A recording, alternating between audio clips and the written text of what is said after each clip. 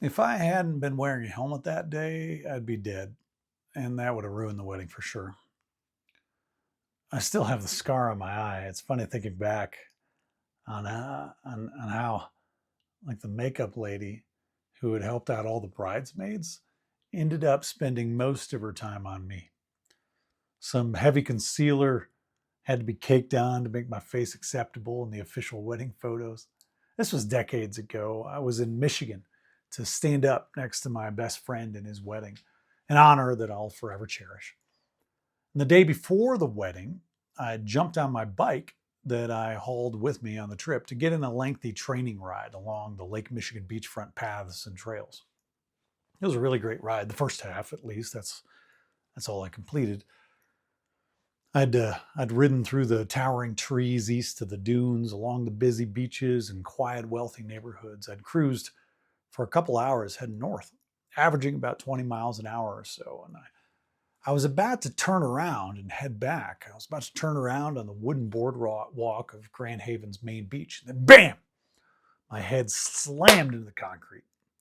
The wooden boardwalk and the concrete sidewalk were side by side, and between the two was this deep gap, just wider than my bike tire. I'd gone from moving over 20 miles an hour in a horizontal direction to a direct vertical blow, smashed into the concrete. I don't remember much, but I do remember the older woman who came out of her car and cared for me. She had been parked right next to where it had happened, and she was a retired nurse. You'll forgive me, I hope, for some fuzzy memories of this particular moment. I was heavily concussed. But a nurse who had been parked right next to where I'd crashed. Wow. And she jumped out of her car to take care of me.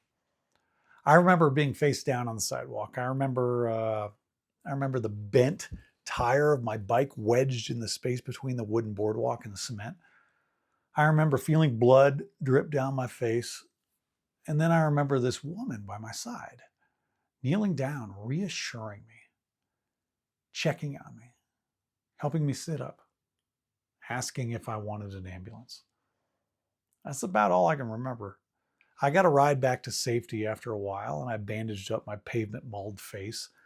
The dizziness subsided, and I was just battered and bruised. And I made it to the wedding. But I looked a little worse for wear. Somehow the pictures were still great. The makeup and some strategic positioning had made it so that I didn't ruin the whole photo album. The morals of this particular story are maybe threefold. Number one, makeup artists can work magic. Number two, always wear a helmet when riding a bike. And number three, let's keep creating a world where we show up for each other when we fall down.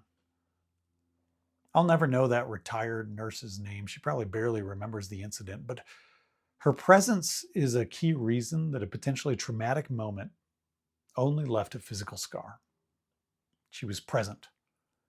She was calming. She was soothing and reassuring. I don't think she saved my life or anything like that. Maybe. My memory is pretty hazy. But her presence kept me from panicking. Her calm kept me from spiraling. She knelt down on the ground with me, waited with me, and took time to make sure I could safely move forward with my day. Maybe we're not required to save lives like the heroes of our favorite TV shows and movies.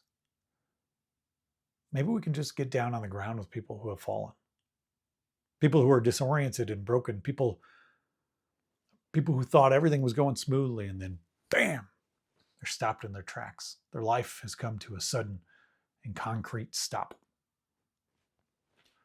Maybe this happens to a lot of folks who aren't riding bikes. Maybe people are falling all around us, and we're supposed to be looking around to see if we can get out of our cars and help. Maybe they're struggling at work, or maybe they have a sick in-law. Maybe they feel lost in their relationship. Maybe they just lost a friend. Maybe they're stressed out about college. I don't know. They're down on the pavement, disoriented and suddenly hurt. You don't have to fix them. You don't have to save them. You just have to kneel down next to them for a few minutes and reassure them with your presence. I love this passage from the Bhagavad Gita that reads, "For those who see me everywhere and see all things in me, I'm never lost. nor are they ever lost to me.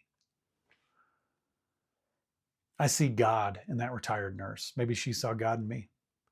And may we all see God in each other. May we know that people around us have fallen. May we kneel down with them and be there. Help if we can, but we are called to just be with each other. Amen. Between is about you. Take this message out into your life this week and fill the space between you and every person you encounter with your sacred light. My favorite church is the space between people. Now go with God's love and create the church between.